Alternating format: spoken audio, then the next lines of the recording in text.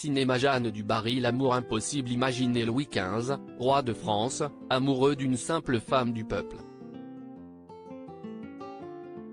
Un acte intolérable et le roi en a conscience. Pourtant, quand Jeanne Vaubernier le rencontre à la cour de Versailles, il succombe à ses charmes et la place comme sa favorite officielle.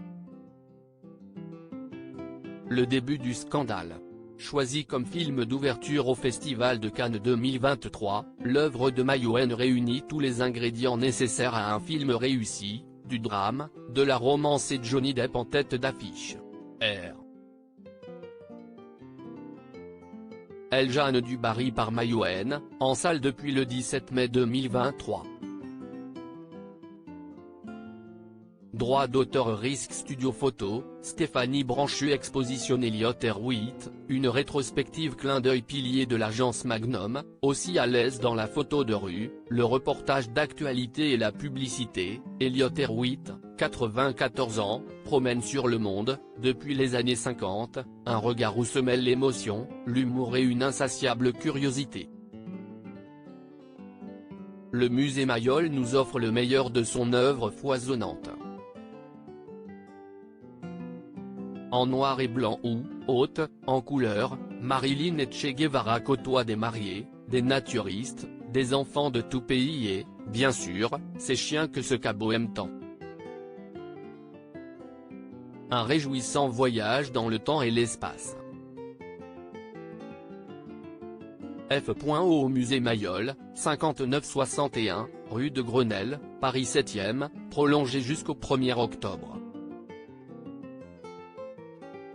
Droit d'auteur New York City, États-Unis, 1974. Elliott Erwitt. Magnum Photos Music Substract, Ed Sheeran. L'album d'une vie. Édition Sheeran, l'un des chanteurs les plus talentueux de sa génération, impressionne une fois encore avec son nouvel album Substract.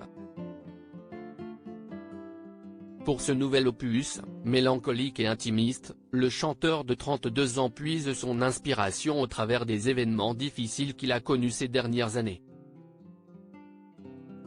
Accompagné d'une simple guitare, l'artiste a fait de son 6e album un récit très personnel, une porte vers son âme, dit-il. Bouleversant. À point haut. Le dernier album d'Ed Sheeran Substract est disponible depuis le 5 mai 2023. Droit d'auteur Tiziano da Silva. Livre et Elisabeth Borne, la secrète. Un autre visage qui se cache derrière l'inflexible première ministre, ingénieur X-Pont, qui dirige la France depuis l'été dernier. Bérengère Bonte a enquêté auprès de ministres et anciens collègues de cette dernière pendant de nombreuses semaines. Pour elle, la sœur d'Elisabeth Borne revient en détail sur leur jeunesse marquée par le suicide de leur père, ancien résistant et déporté à Auschwitz.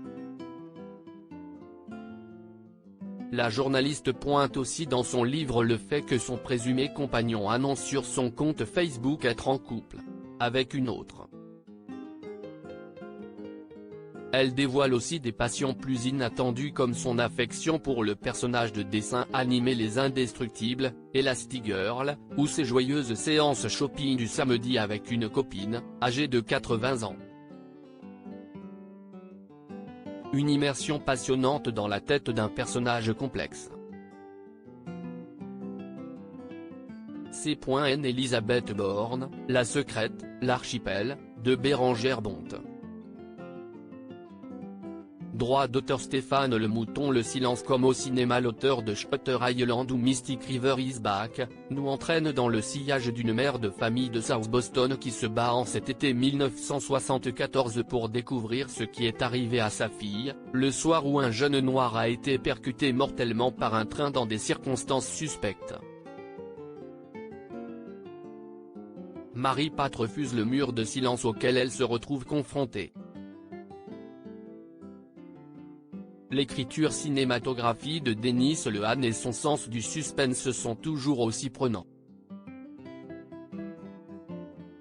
Un régal de lecture. CN Le silence, Galmeisté, de Denis Lehan.